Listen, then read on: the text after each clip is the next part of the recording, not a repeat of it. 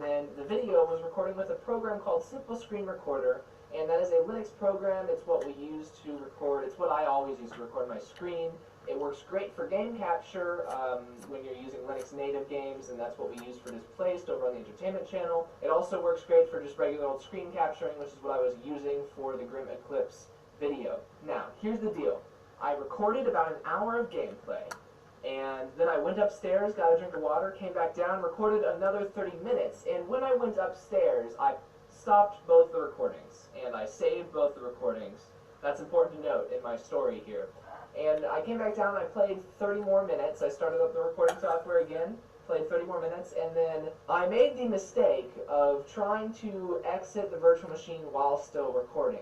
Now that in itself is not a mistake, but in case none of you are aware, if you have VMware Workstation Player running under Ubuntu 16.04 and you try and exit any virtual machine in any way, it will freeze your entire computer. I'm talking freeze like sometimes KDE Plasma goes a little wacky and I have to Control-Alt-F2 into a virtual console and kill a couple of processes. I'm talking freeze like the mouse wasn't even moving anymore. And normally when I crash my computer under Linux, I can at least move the mouse still. It happens quite, more often than I'd care to admit, where my computer freezes and I can't do anything, but there's still hard drive activity and I can still move my mouse. No, this was completely different. There was no hard drive activity. I could not hear the hard drives working, and I can hear them when they're working because I've got WD Blacks in here, and those things are extremely loud. There was no activity on the hard drive activity light, and like I said, the mouse just plain wasn't moving, which very rarely happens. So this was like a very hard crash. So, even though I knew I was recording, I knew that the recording had stopped because there was no hard drive activity. So I was forced to hold down the power button on my computer until it turned off, and then I turned it back on. Audacity actually saved my audio recording of my voice, so that was a great job, Audacity.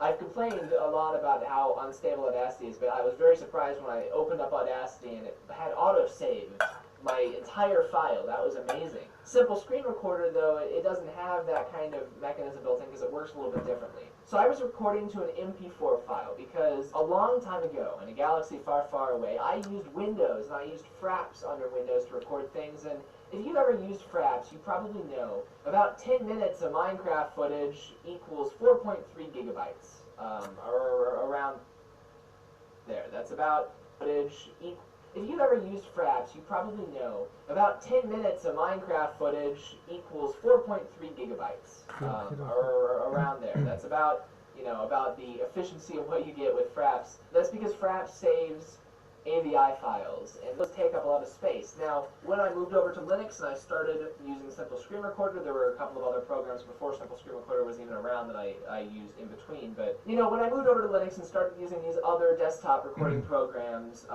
GTK Record My Desktop, Kazam or something, and this other software, I found out that I can record to MP4 files. And in an MP4 file, I can record for like an hour and a half, and it'll only take up a gigabyte of space, because MP4 files are heavily compressed, but the compression isn't that lossy. You don't, I don't know about the technical term of lossy, but you don't lose a lot of quality from what I can see when you use MP4 files. Free Libre software, some people would make the argument that MP4 files are actually not Libre, so I should be using MKV files, but I don't. I have always used MP4 files because they just work. So that's why I was using an MP4 file. I was recording to MP4 for 30 minutes, and then, like I said, computer froze, had to restart, and what I was left with was an MP4 file that was truncated. Now that's a technical term. That's like an actual, that's not me using a figure of speech when I say it was truncated. That's the term people use for this sort of thing. This can also happen if your camera is recording to an MP4 file and your camera runs out of battery. That MP4 file might become truncated, which means how an MP4 file works, loosely. If you know more about this stuff than I do, feel free to start a conversation about it down in the comments or at our forums over at MintheStreet.com. But how an MP4 file works is it records frames and it compresses them, and MP4 is an inter-frame codec, which means that each frame is built off of all of the frames before it, so each frame only contains the data about what changed between the frame before it and that frame. And then at the end of the MP4 file, the compression adjusts itself based on what's going on screen. So the compression's not always, compressing at the same rate. If your screen has a lot going on, there's a lot of stuff moving around, then it's not going to be compressed as much, whereas if you're having something like this scene right now, most of this frame is not actually moving every frame. Most of what's in the shot of the camera right now is staying the same every frame. So what you might see if you compress this footage is that the camera's not storing the data of these pixels that are making this cabinet right here. Those pixels are just being repeated over and over again because the camera knows there's no movement happening up there. Or, you know, the MP4 file format knows there's no movement happening up there, so it doesn't need to store data for that cabinet for every frame. Whereas if you're playing a video game and you move your character's head and the entire frame, you know, the entire frame moves at once, it's like if I walk up to the camera, you know, now the entire frame is moving at once. So that particular section of the video right there that I just showed you, that is going to take up more space because it can't be compressed as heavily, and now my camera's off center. So every MP4 file, even if it's the same resolution and you tell it to record in the same quality, it's going to be compressed differently based on what's in the file. And then when you click stop recording, be it in your screen recording software or on your camera, when you click stop recording, then your camera or your software is going to save a bunch of data about the methods it used to compress that file. And this is where this starts getting a little bit above my head and what I know at this point. And I am learning more about this stuff every day, you know, in the general process of video editing. Just a couple weeks ago, I didn't know the difference between interframe and interframe codecs. I know that now. I'm always learning stuff. I learned a lot when I was trying to fix my problem. So at the end of the MP4 file is where the compression data is saved. So when you go to play back a file in a VLC and I tell it to play an MP4 file, what VLC is going to do is the ending of the file. And the ending of the file is going to tell it how to decompress the video to play it, and then it goes back to the beginning and starts playing the video. So you get an MP4 file, and this can be, once again, your computer crashes away during recording, your camera runs out of battery so it can't properly close the file, or if you're downloading an MP4 file and the download gets interrupted halfway through. If anything happens to the MP4 file where you don't have that compression data at the end, the MP4 file can no longer be played. And I'll tell you what error you get. Well, I'll demonstrate the error and everything when I'm on the screen, because I'm going to cut to the screen here in a minute, and I'm going to show you how to fix this. So it took me a long while to figure out how to fix this, and one of my issues was I found a great program for Linux called Unshrunk, and is made to restore a damaged, truncated MP4, M4V, MOV, or 3GP video, provided you have a similar but not broken video. So for this to work, you need to have a video that was recorded on the same camera as the video that you're trying to recover. In my case, I needed a video that was worth noting, by the way, that it can't just be the same program or camera recording the footage. I actually, from experience, I can tell you it needs to be similar footage. So, like I said, my 30-minute broken file was gameplay footage. When I tried to use a 10-second file recorded with the same software, just a static desktop, it didn't work. It only recovered the file when I used my hour-long working gameplay footage of the same game.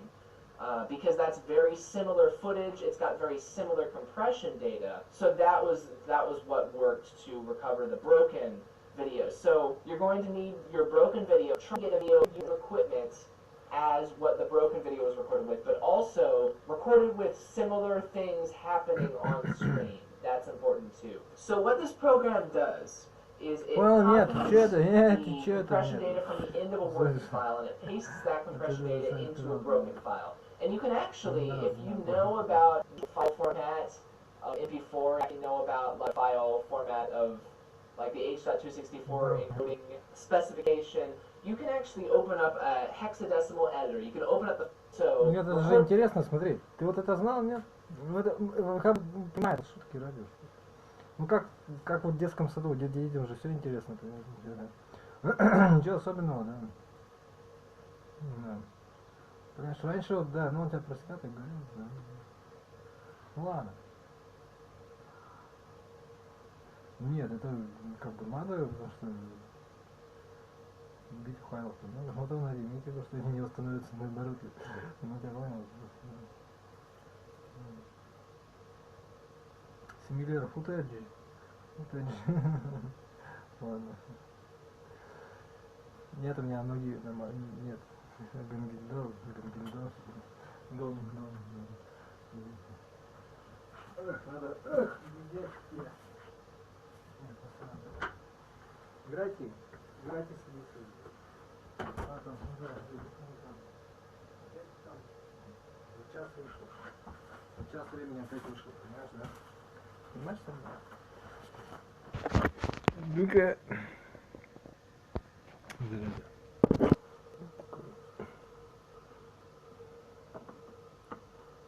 Что-нибудь давай теперь такое, типа виртуозное, наоборот, нет, наоборот. Да нихера не виртуозно, потому что я помню. Ты серьезно за виртуозность? Я не понимаю. То есть я лох, короче. Лоха развел.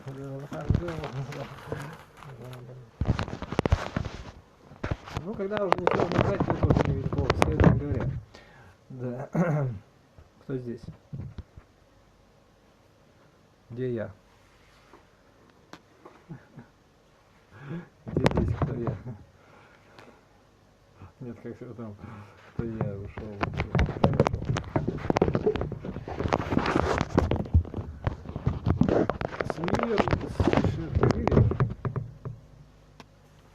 Стипендиурки. Как-то нормально, да. Ну, пора.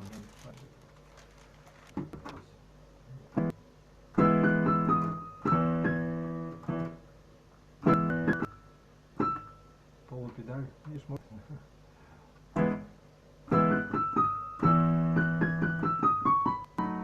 Четверть.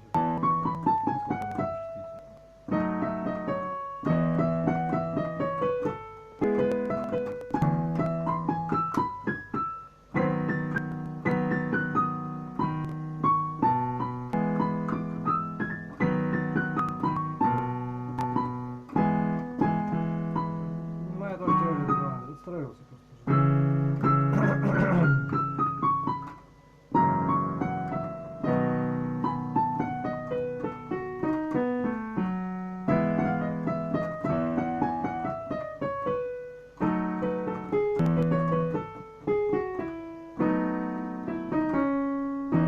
Это хороший вопрос. Как надо защищаться? Ну да, если неприятно.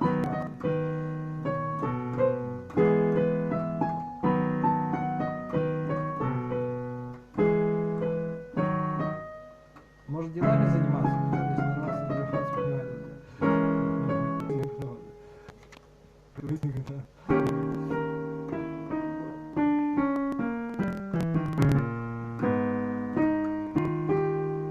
Начитывать, видишь, подскрабил, начитывать.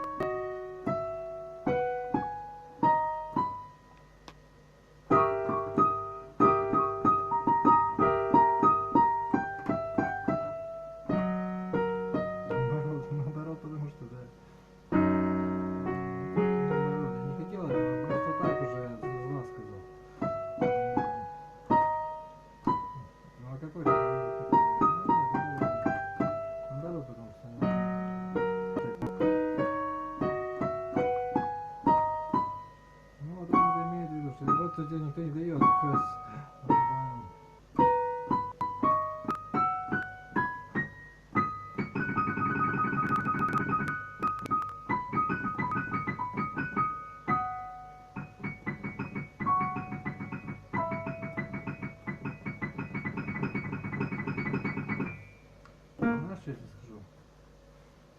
Ну, что-нибудь. Другое.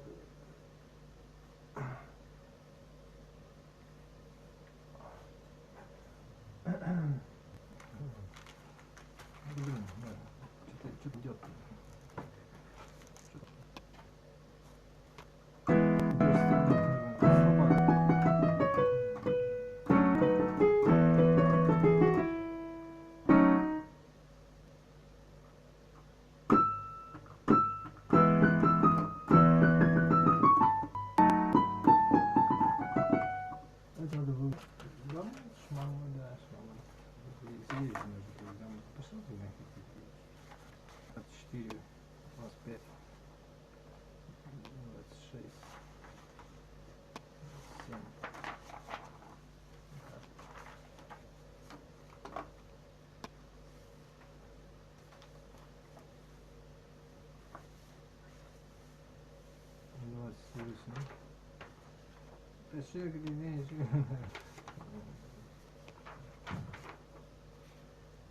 Сыграю как терминалку, звук тоже размял,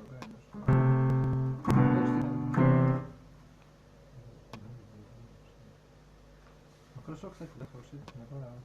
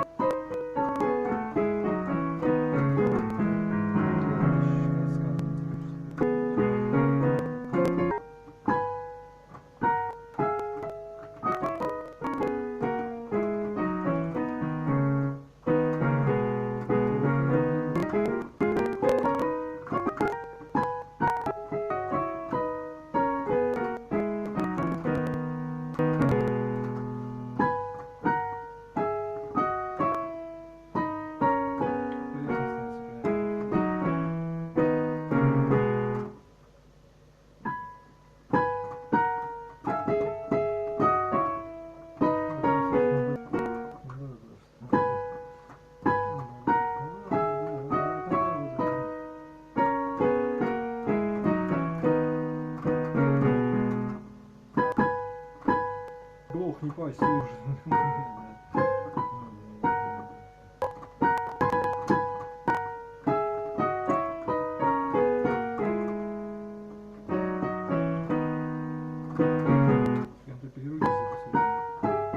Не скажу. Желтый человек.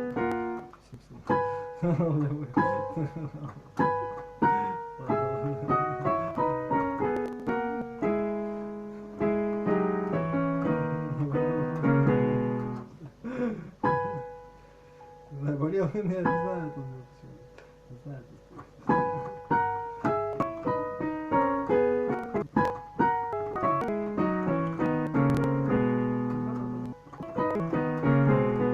смешно.